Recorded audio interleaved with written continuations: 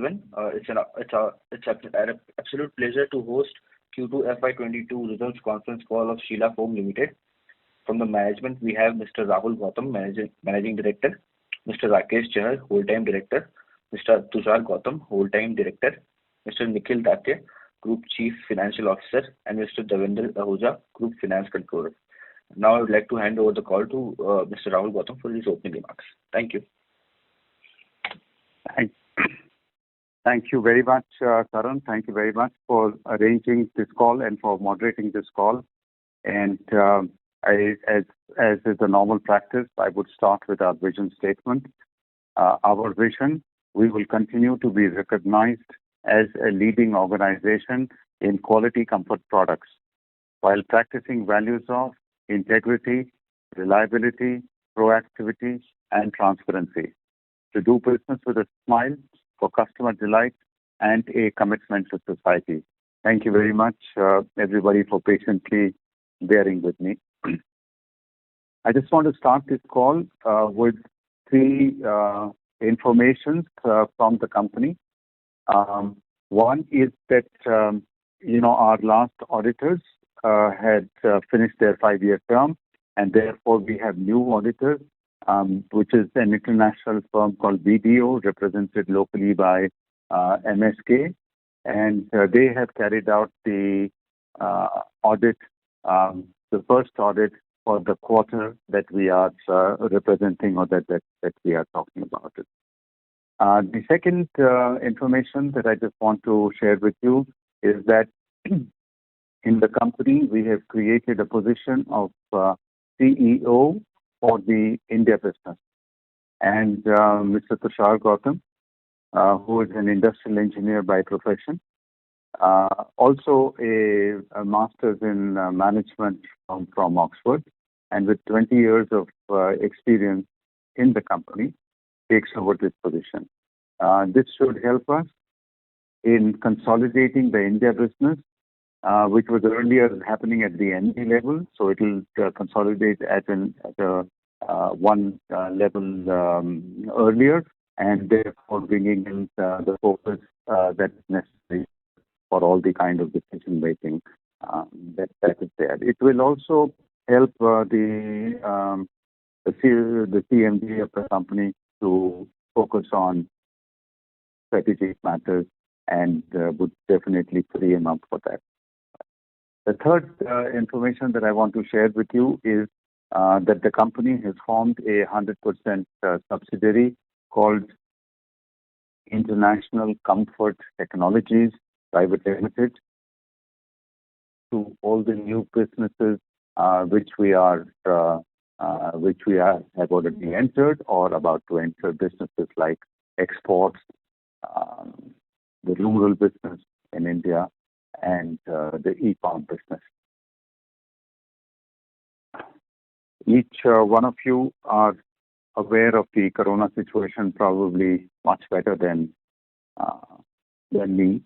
All that I can say is that there appears to be an uneasy calm which is existing, and everybody is thinking and talking about the so-called third wave. I hope that it just remains as it only a talking point, and at least in our company, what we believe is that Diwali should really be the testing point, and post Diwali, maybe give it another 10 days to see if there is any blow up of the corona infections or not. But in the company, we continue to take full precautions. We still have alternate days of working as far as offices are concerned, and I'm also happy to communicate that 99% of the company employees have at least one dose, and at least 65% and above have a second dose, which is there. On staying on this corona topic, I would also like to congratulate not only the government, the country, but actually all of you and all of us for really reaching the 1 billion dose number, which is very, very creditable, and I am sure that it is helping in controlling the corona. Coming to the second quarter FY22 results, which have been shared with all of you, I must say that we are still a part of the unstable environment which is existing.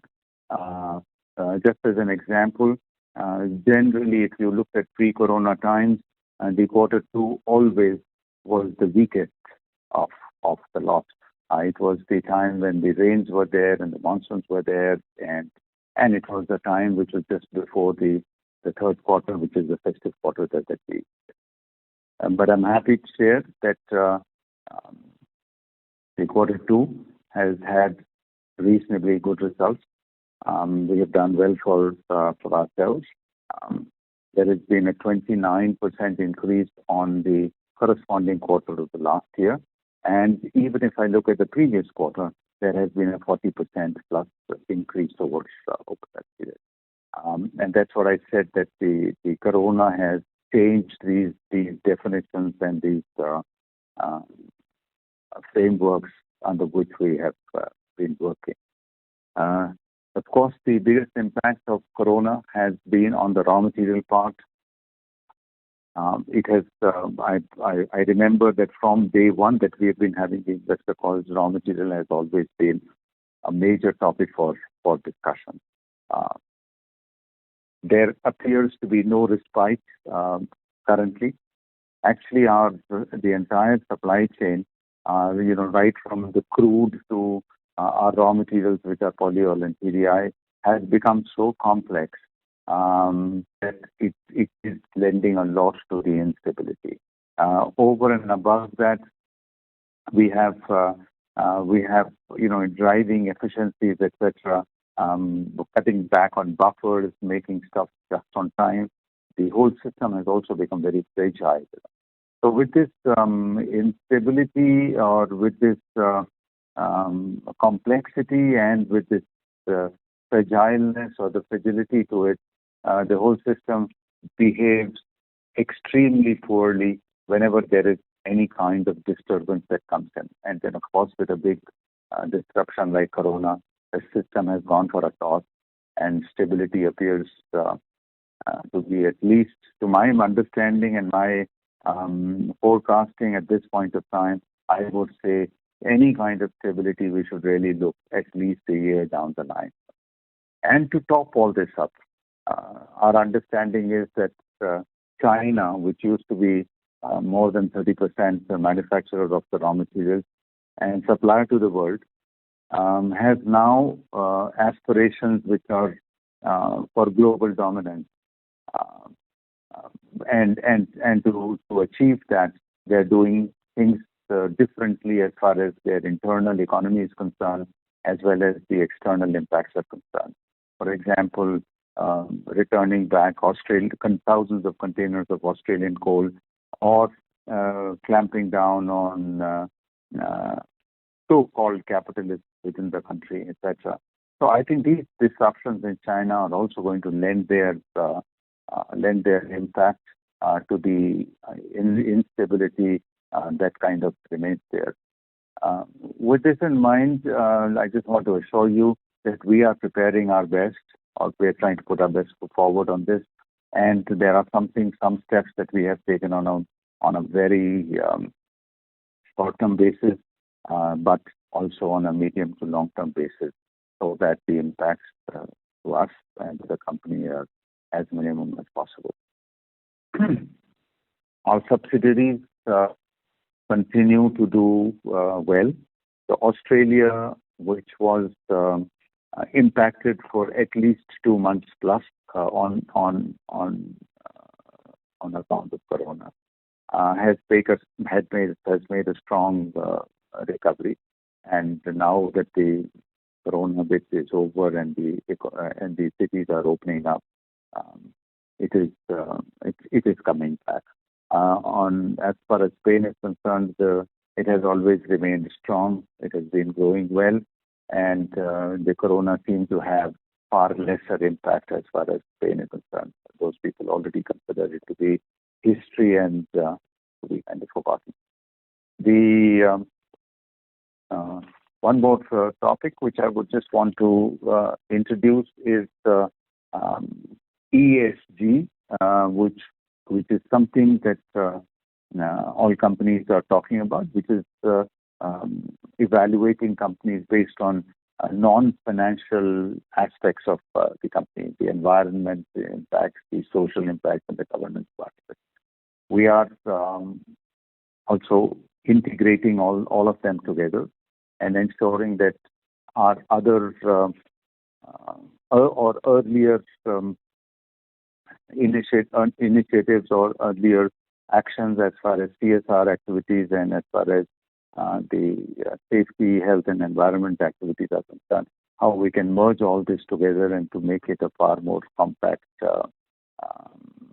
effort by the company in addressing the ESG the part of it. So with this, I just want to thank all of you for joining in.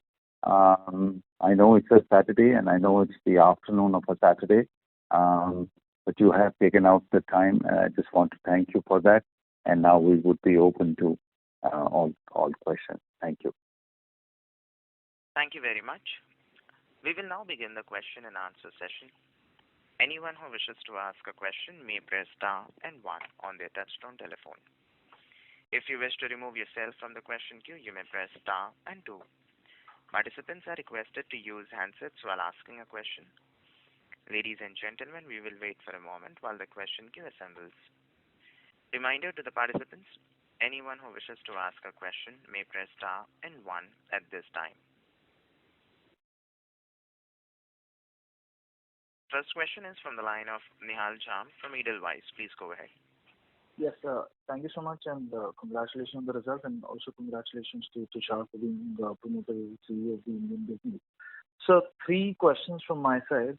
First is, given the kind of raw material volatility that has happened, where I think in the middle of the quarter the prices spiked, but on an average both TDI and polyol ended up reducing versus the earlier, and now they are back again. So what are the kind of price hikes we've taken to potentially mitigate this impact? And given the environment where you also say that you see a year ahead of instability in potentially both the RMs, that how are you going to approach the volatility in raw materials as it keeps coming in the times ahead also? Okay, thank you, Nihal. So as far as the approach part of it is concerned, I would take that and I would let Nikhil answer on the increase and the impact of that on it. So the approach is definitely to have some more buffers. It is definitely to review all the products to see that are there still layers that can be removed, can we have better products, and to make our offerings better. So these are by and large, and of course, whatever are the relationships that are existing with our raw material suppliers, just to strengthen that, keep a view, which is a little more or a little distant view as compared to a tank in India, but a little beyond that. And those are a few things that we are doing. They are having their impacts. We would like to talk about it maybe next time, or about 15 days or a month after now. As far as the raw material price increases are concerned and the impact that has been there, Nikhil, would you do that and maybe take help from Rakeshji? Yeah, sure. I will do that, sir. Thank you. So, Sneha, thank you for the question. And while it is important question, it may not have a very straightforward answer. So I will take the question in 2-3 parts. So as for raw material volatility, you're right. At the beginning of the quarter 2, raw material prices had after stabilizing for some period, it again started rising. So we can clearly sense that and see the trend. And this has multiple issues. There are issues in China, there is global supply chain issues. And while we were expecting raw material prices to stabilize, I think it is still far away from that stability. and it's not only the PU foam industry or a mattresses. I think this issue is across the spectrum, and commodity inflation is something which every company is struggling with, and every company is challenged with the situation. No, obviously, to as far as Q2 is concerned, we still have taken price increases in our mattress business. In our foam business, we have followed the price graph, raw material price graph, and have adjusted the prices. It is very clearly reflected in our gross margins also for this quarter, which is a combination of price increase as well as the softening of the raw material. And that's clearly visible compared to the Q1 of FY22. The gross margins have definitely bounced back. It's again a combination, as I said, of softening of key raw materials and also the price increases which we have taken. The price increase and raw material changes obviously also have some lag impacts on account of quantity of inventory we are holding, our forecasting versus in reality what is happening on commodity. But by and large, I would say that we definitely are taking steps to pass on as much inflation back to the customer. But too frequent price changes also shake up the marketplace, and there are limitations to that. But despite of that, all efforts are made to continue to protect the profitability, and that is clearly reflected in Q2 results as well. Thanks, Nikhil. Just a follow-up on that is that for the recent hike that has happened, have we taken a price hike to cover our margins? Yes, to some extent. I mean, you are talking about, I think, the raw material price increases which are happening in October. Yes, in October. Yes. So to combat that, we already have taken some price increases. But again, the important question is, where this inflation will go and stop. So we are keeping a watch on that. Our ability to take price increases is definitely there. But to what extent we should do it, and what extent we will also have ability to do it, and how much lag impact it will carry. So Q3 obviously is going to be very interesting quarter because of the volatility. Understood. The second question was on this capex that we announced, I think at the start of October. You had always hinted of a plant at Jabalpur. I think the second one is something that is new to what we were aware about. But specifically, as we've always understood with Sheela Foam, is that the requirement of a plant is more from a perspective of logistics. So is it anything about these new plants where serving these specific segments, as you mentioned, e-com, rural, and export, that there is a different kind of a product or anything that we are contemplating? That is why we are saying that specifically this subsidiary and these plants are dedicated to the same. Because I would assume the product profile wouldn't be too different, and it can be manufactured in any of our existing plants. So Nihal, you're right, and probably not so right. Both things are happening. You're right. In the past, it has been on account of geography that we have located or positioned, and it was always the freight which was to us. But now there are two aspects to it. Number one, there is an increasing complexity in the business, and therefore it makes more sense to put a few of them together which are of similar nature. Otherwise, the operations become really difficult to handle. The second part is that some of them are new businesses.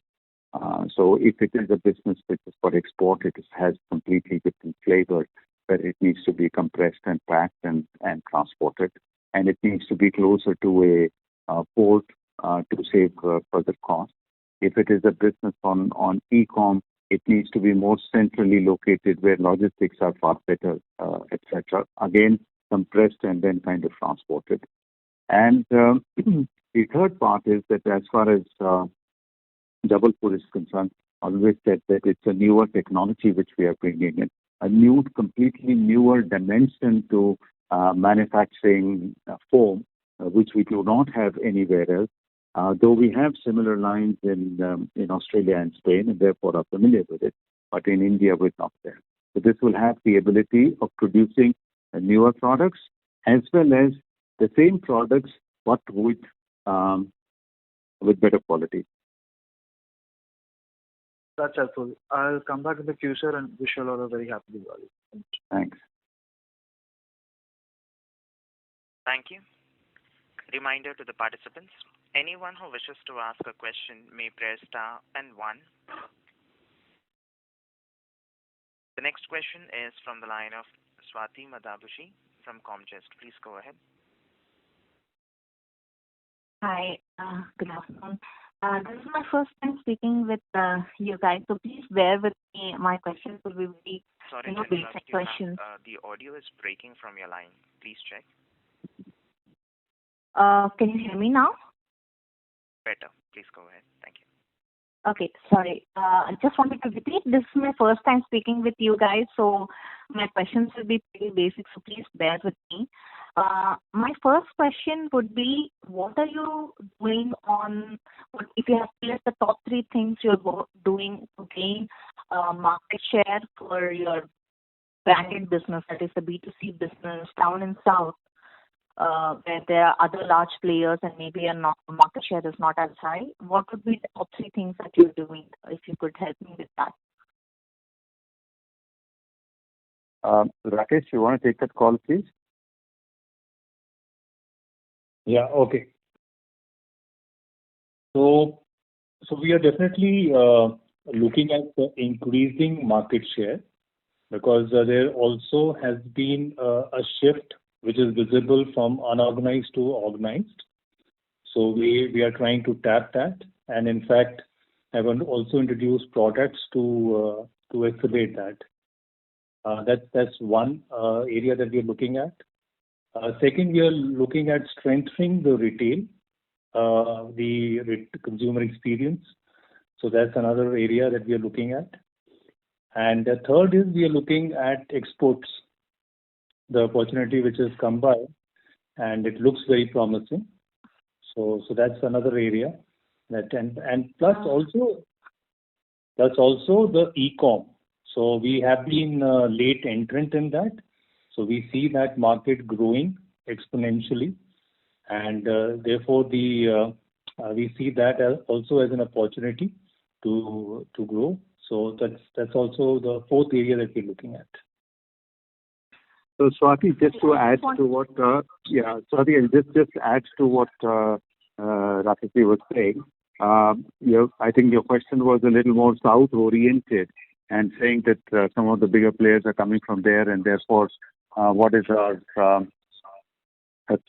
so we have put together a program, and it may not be very appropriate to talk about it right now, but with absolutely extra focus, especially on the product side. And I would be happy to connect offline and take this and explain this a little better. More so, as you rightly said, that you are asking for the first time. Okay, sure. That would be really helpful. And the second question, I also want to understand on the B2B business, right? So we always look, my firm, we always look for franchise and modes. I understand even in the B2B business, you are a brand, but you can help me understand what is the differentiator here. Like, you have the largest. This is the operator. The audio is Hello. not breaking from your line. Please check. Yeah, Swati, the audio definitely. Hello? Is this better? Yes. Yeah, sorry, I don't know what's happening. Yeah.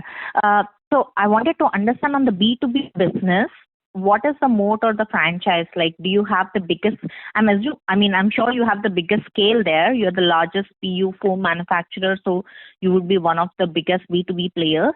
But apart from that, what is a differentiator? Like, key relationships? Is there a concentration risk? I mean, from reading your annual report, etc., I don't get too much sense on the B2B business. I understand it's a tricky thing to explain, but if you can give me some more pointers there on what makes that business, the B2B business, especially in India, so unique. I understand in Australia, you're the biggest player with 40% market share. But in India, I'm assuming it's more fragmented and commoditized. Can you give me some color on the B2B India part? Okay, Swati, thanks. As you rightly said, it is a pretty complex thing, but I will attempt. Undoubtedly, the B2B business is very fragmented in the sense that it depends on the segment. So the shoe segment is different from an auto segment, to it's different from a lingerie segment, to different to a toys or a packaging, etc. All these segments have a requirement which is little beyond just then the comfort part of it. Foams are supposed to provide comfort, but their needs and requirements are stated about that. For example, if we are making foams for the canopies of silent generators, the foam needs to have sound absorption capabilities. If we are making foams for the auto industry, then they need to be fire retardant or flame retardant. So like this, each segment has a technical need or a requirement which is over and above just the comfort part of it. So I think we as a company, starting from our raw materials to the R&Ds that we have generated, to the manufacturing processes and the equipment that we use, we are able to produce foams with these extra characteristics repeatedly again and again and again, and that helps us to cater to this market.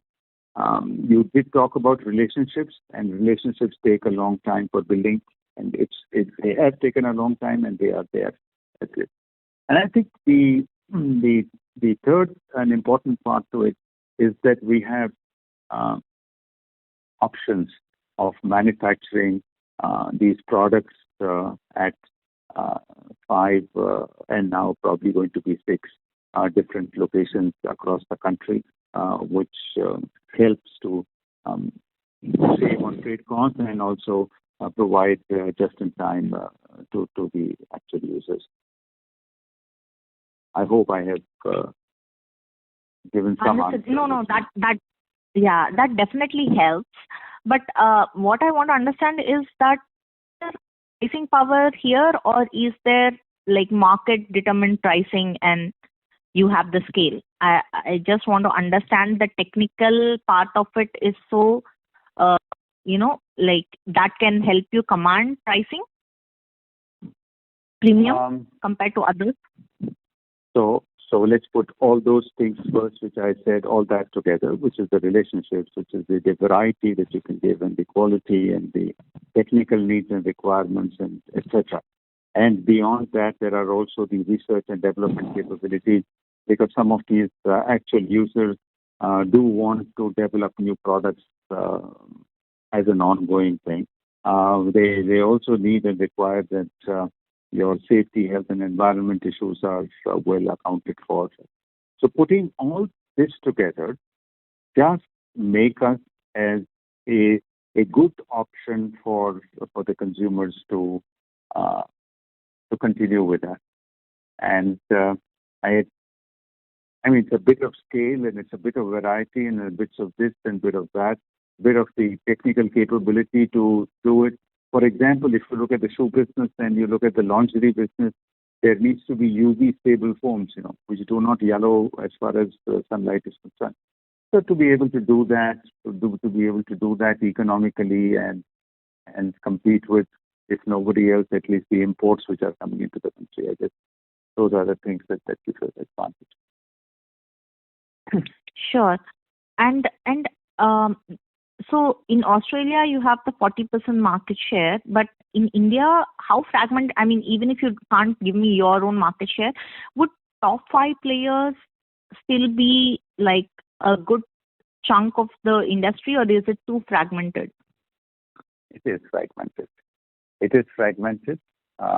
We may be the largest, but it is fragmented. I mean, as you go down beyond the first 5 or 6, it just gets very fragmented. And the very reason for that is that you need to produce it as close to the market as possible, and therefore more and more people. That's one. The other is, of course, besides the B2B business, the general open markets, qualities are not that relevant, prices, and there are ways to make foams which may not be adhering to a certain quality, but which can be done on very cheaply, etc. But let me just add to the question that you asked, and this is a thought that is coming to my mind while I'm speaking to you, is that as the fluctuations in the raw materials and the high inflation in the raw materials continue, it is becoming more and more difficult for the smaller players to exist and to continue. So maybe, if not the next time that we speak, but a year down the line, the fragmentation may reduce a bit. Okay, understood. I mean, last question from my end, then maybe I'll connect with you for the one-on-one. So if I split the business into 4 parts, India B2C, B2C, India B2B, then Australia and Spain, which part excites you the most right now with respect to growth prospects and opportunities? So India B2C for sure, because B2B businesses are completely dependent on the user industry, how quick they grow. So it will depend on the auto industry, how quick they grow, or the shoe industry, how quick they grow. But India B2C and Spain. Australia is a pretty stable, mature market. 20 million people, 22 million people, and not growing, and matured. The market is matured. Everybody has enough of mattresses and sofas. Spain definitely excites because of its location. Very small in the entire European market, ideally located for US, North Africa, and the entire Europe. And it has a very small share in the market. So therefore, the capabilities or the opportunities to grow are big and large.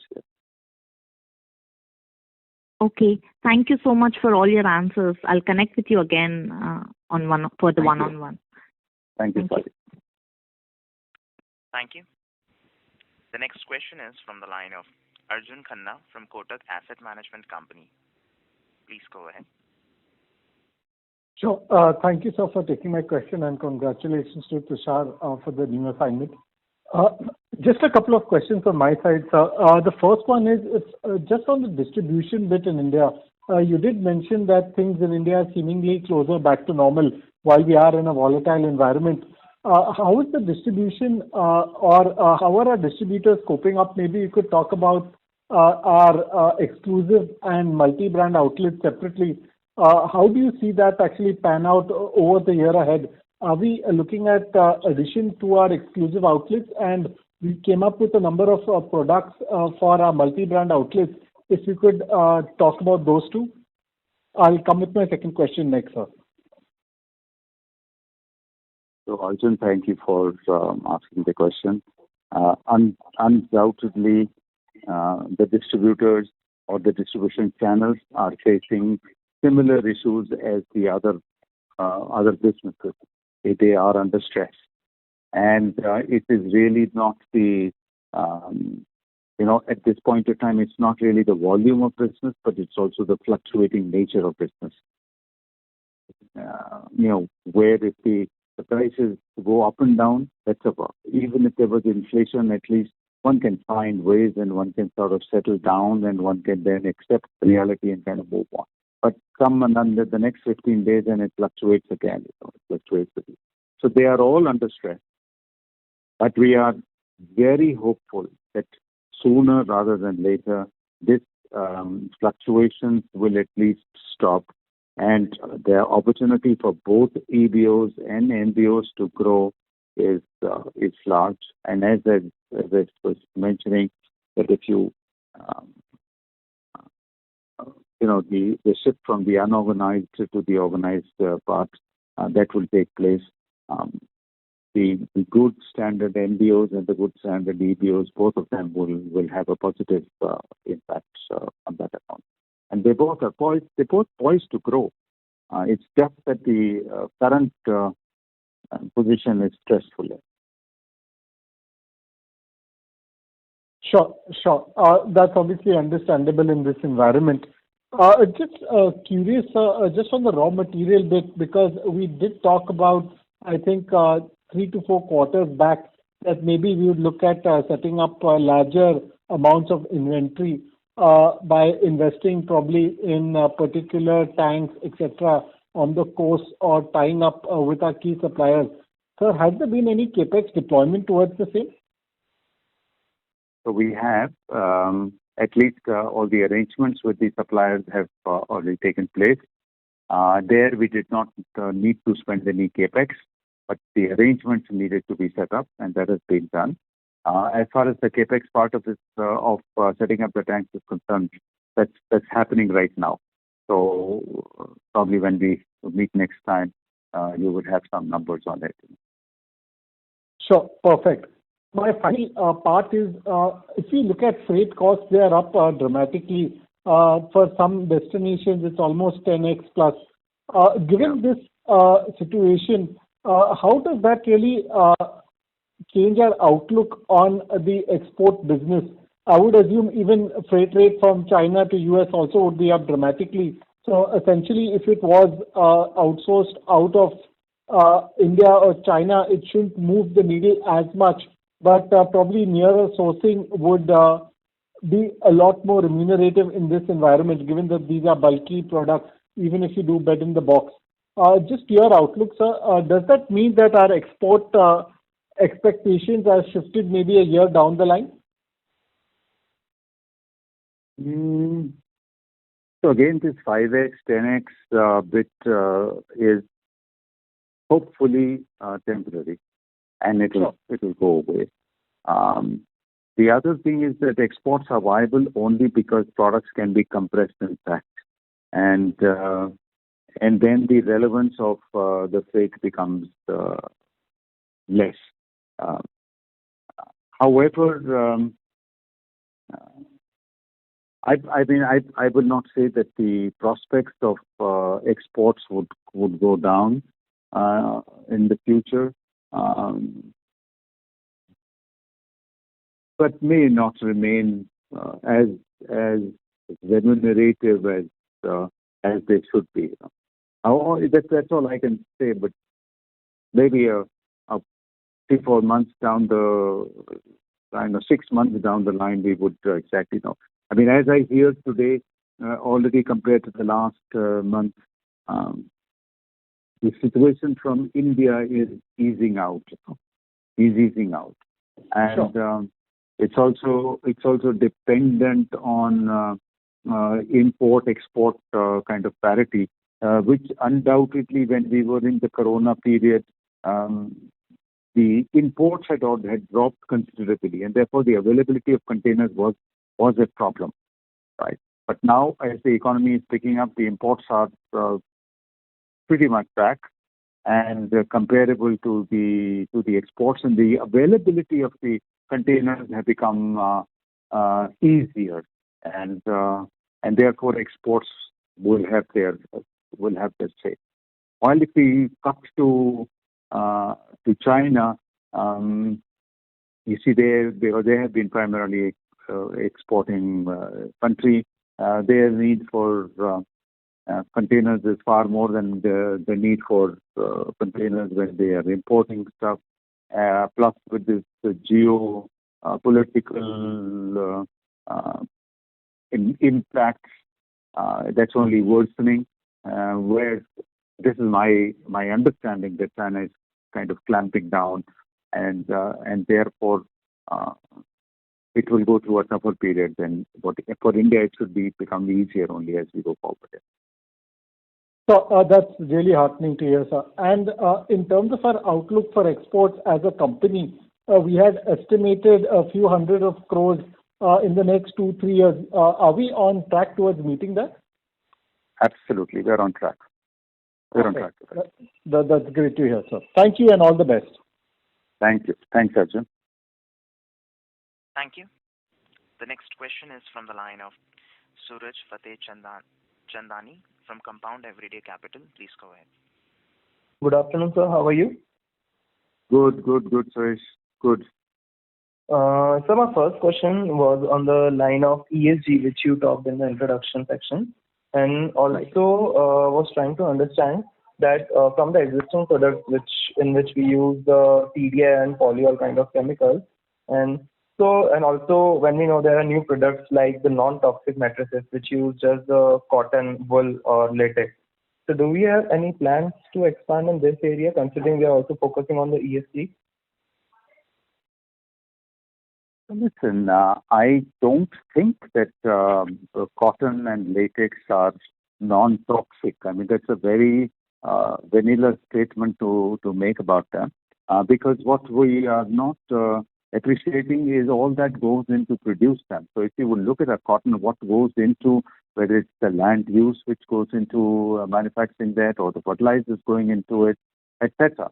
So, I mean, to really think in terms of organic cotton and to look at, it may happen, but probably will happen at least 2 decades down the line as far as India is concerned. I don't think that there are patches that I'm aware of where organic cotton is grown, but by and large, this is how it is.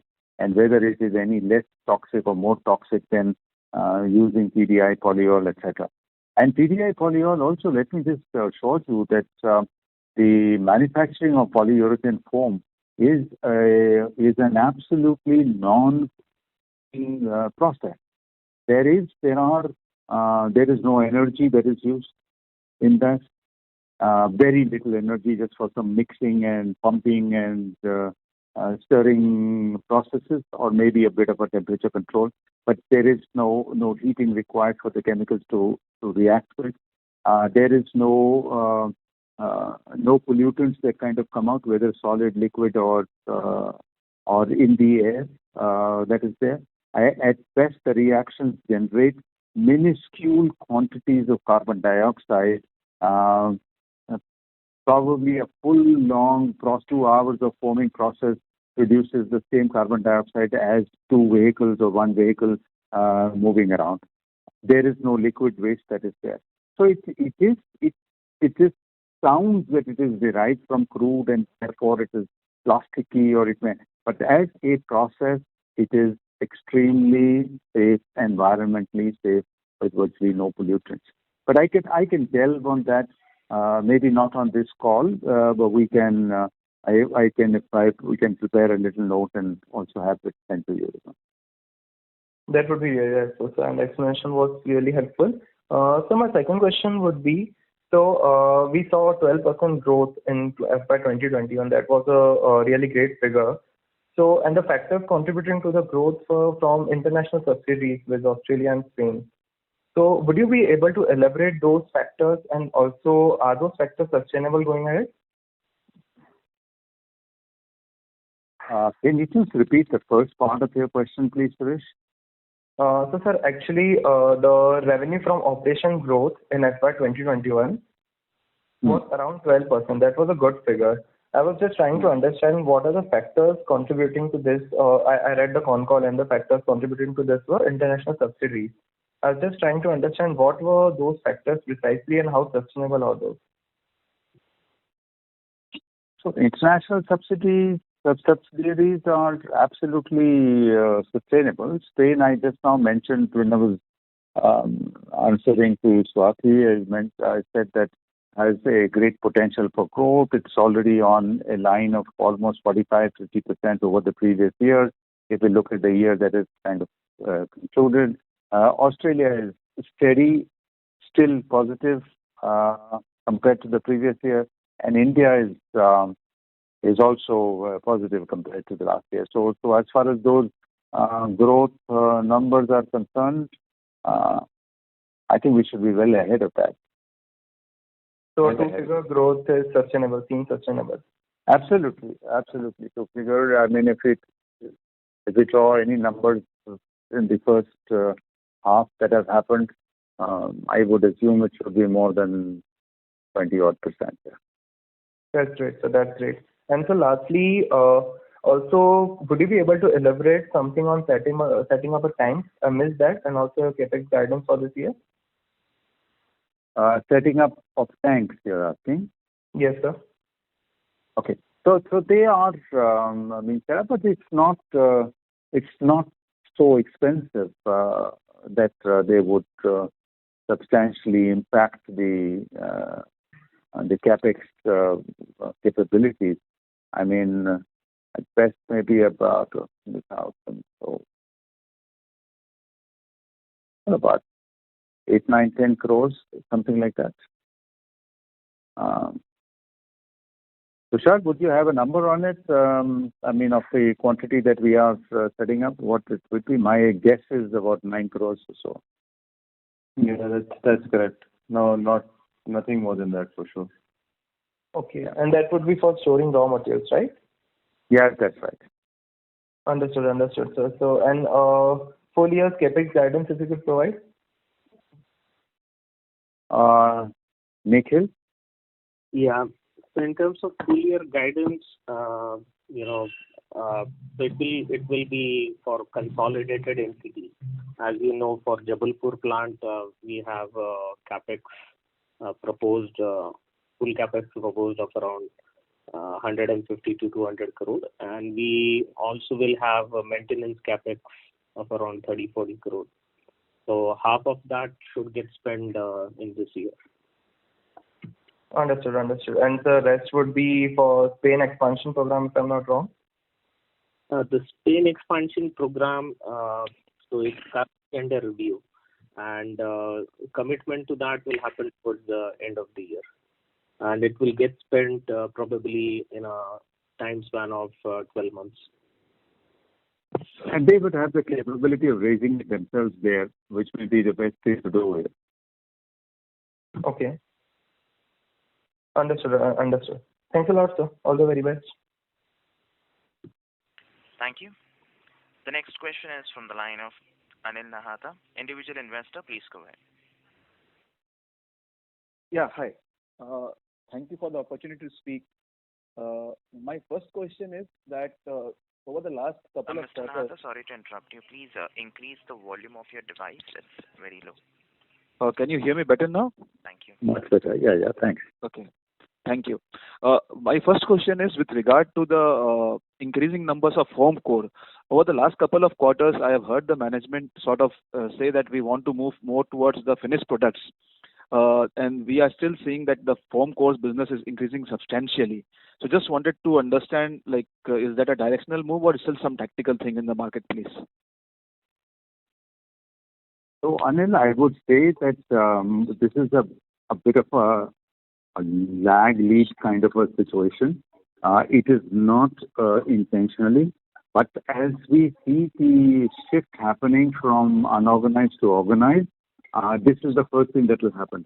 That the cores will be the first thing that will happen, and then next will be.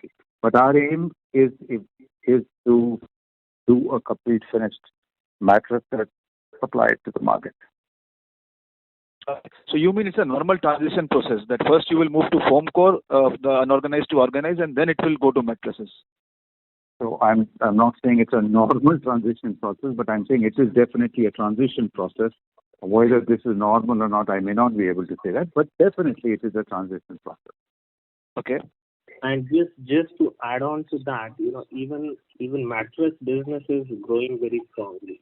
So But on top of that, wherever there are opportunities in foam business because of this transition from unorganized to organized, obviously those opportunities we are tapping out. Okay. So I would request, even suggest that mattress business is also growing strongly.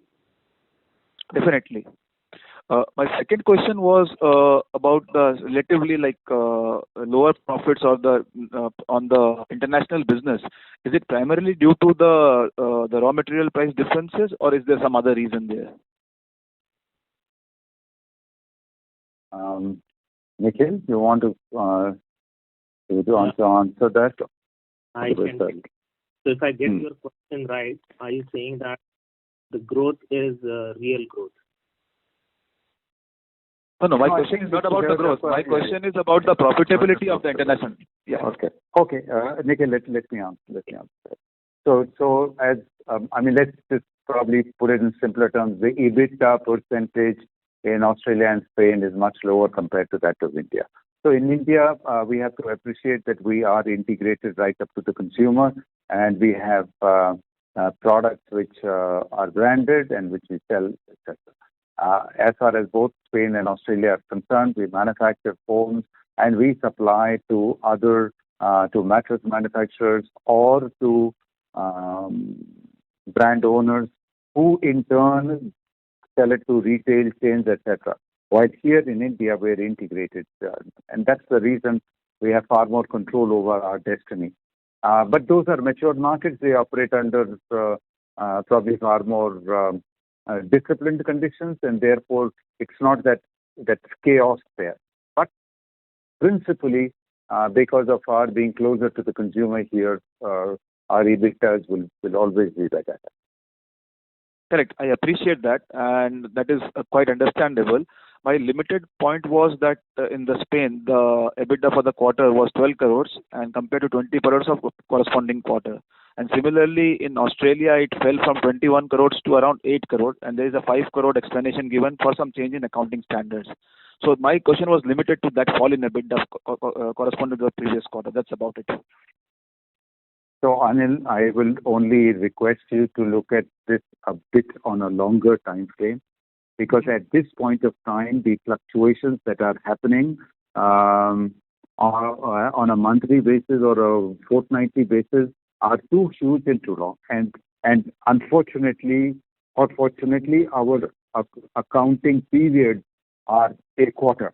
And therefore, whether you would fall just on the time when you're catching a wave moving up or a wave moving down, it will just impact because you have a cutoff date and you just take on that day. But as you look, both things, as you look on a longer time frame and at the same time as there is more stability that kind of comes in both these places, it would you would see that the picture is prettier than what is appearing right now. So thanks. I understood that. So it was basically the interim raw material price movement, and you are caught on the transmission time. So I understand that part. Thank you. Right. And wish everybody a happy Diwali, and we hope have a great sales time in this quarter. Thank you. Thank you, Anil. Thanks a lot. Yeah, really appreciate that. Thank you.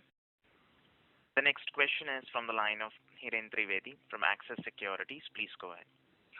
Yeah, thank you for the opportunity. Sir, in your remarks, you had mentioned about the China's aspiration of global dominance in the manufacturing of the raw material, and you are preparing to address the impact on the business. So could you specify the steps that you are taking, and whether it is in terms of procuring raw materials from other suppliers or locally, or what exactly are the steps to address that?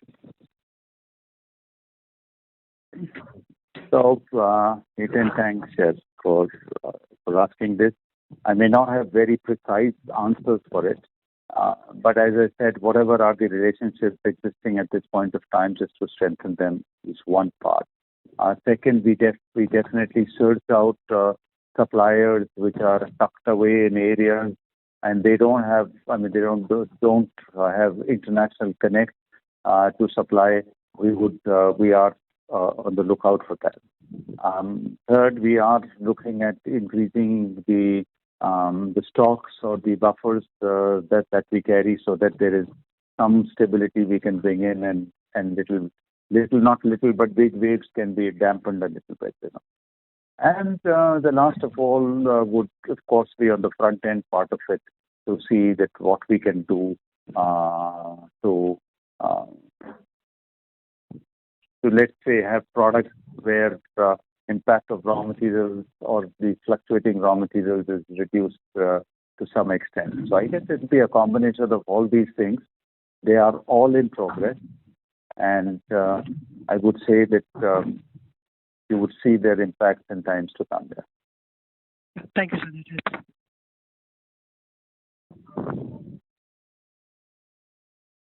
Thank you. As there are no further questions from the participants, I now hand the conference over to the management for closing comments. Thank you, Karan. Thank you once again, and thank you very, very, very much for handling it so well. And like every time, I confirm that it's been a learning exercise for all of us. And we do pick up, especially from newcomers who have joined in. As a confirmation, or not only a confirmation, but as something that we deeply experience at this time, which is the instability in the market. I just repeat that it's not only the inflation, but it's the worry is the up and down kind of movement, and we are making our efforts to ensure that we can dampen that part. So, with those words, I just want to wish all of you. Sorry, by the way, before I sign off, I just want to request all of you and with the other people who you're connected with, to visit our new website, which has just been launched actually today, and we would appreciate a feedback on it from all of you. Before I sign off, I just pray along with all that there is no third wave that comes in, and we all have a happy Diwali to you and to your families and to your friends. And above all, I wish you all the luck for the upcoming cricket match tomorrow between India and New Zealand. Thank you very much. Thank you. Ladies and gentlemen, on behalf of ICICI Securities Limited, that concludes this conference. Thank you for joining us, and you may now disconnect your lines.